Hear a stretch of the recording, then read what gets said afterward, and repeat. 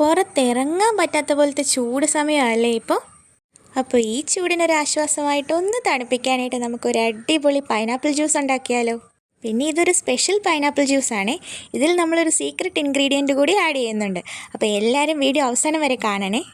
അപ്പോൾ നമുക്ക് ഈ അടിപൊളി പൈനാപ്പിൾ ജ്യൂസ് എങ്ങനെയാണ് ഉണ്ടാക്കുന്നതെന്ന് നോക്കാവേ.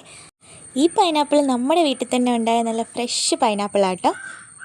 ഒരു പെസ്റ്റിസൈഡ് പോലും ചേർക്കാത്ത നല്ല ഫ്രഷ് പൈനാപ്പിൾ. അപ്പോൾ നമുക്കതൊന്ന് കട്ട് ചെയ്തെടുക്കാവേ.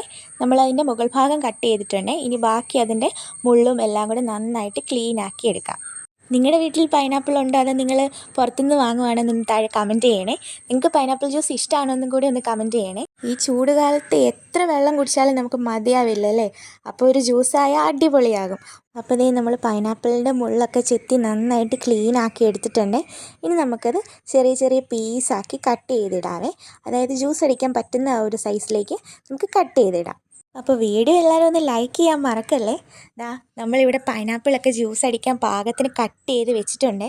നല്ല ഈക്വൽ സൈസുള്ള ക്യൂബ്സ് ആയിട്ട് നമ്മൾ ചെറിയതായിട്ട് തന്നെ കട്ട് ചെയ്ത് എടുത്തിട്ടുണ്ട്.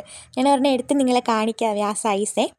ഇനി നമുക്ക് ഈ അരിഞ്ഞ് വെച്ചേക്കുന്ന പൈനാപ്പിൾ ജ്യൂസ് അടിക്കാനായിട്ട് ഒരു ജ്യൂസറിലോട്ടോ അല്ലെങ്കിൽ ഒരു മിക്സിയുടെ ജാറിലോട്ടോ നമുക്ക് മാറ്റി കൊടുക്കാവേ.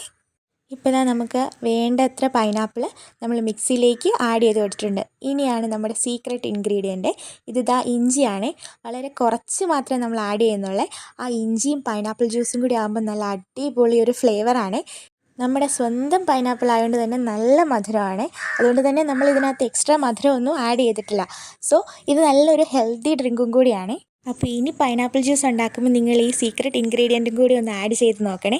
നല്ല ടേസ്റ്റുമാണ്, റിഫ്രഷിങ്ങും ആട്ടോ. ഈ ചൂടിന് ഇത് ശരിക്കും ഒരു ആശ്വാസം തന്നെയാണ് കേട്ടോ. അപ്പോൾ എല്ലാവരും ഇനി പൈനാപ്പിൾ കിട്ടുമ്പോൾ ഇങ്ങനെ ഒന്ന് ട്രൈ ചെയ്ത് നോക്കണേ. അപ്പോൾ നിങ്ങൾക്ക് ഈ വീഡിയോ ഇഷ്ടപ്പെട്ടാൽ തീർച്ചയായിട്ടും ലൈക്ക് ചെയ്യണേ. കൂടാതെ നിങ്ങളുടെ ഫ്രണ്ട്സിലേക്ക് നിങ്ങളിതൊന്ന് ഷെയർ ചെയ്ത് കൊടുക്കണേ. നിങ്ങളിതുപോലെ ഇഞ്ചി ഇട്ടാണ് ജ്യൂസ് അടിക്കാറുള്ളതെന്നും കൂടി ഒന്ന് താഴെ കമൻറ്റ് ചെയ്യണേ. ഇഷ്ടപ്പെട്ടാൽ സബ്സ്ക്രൈബ് ചെയ്യാൻ മറക്കരുതേ.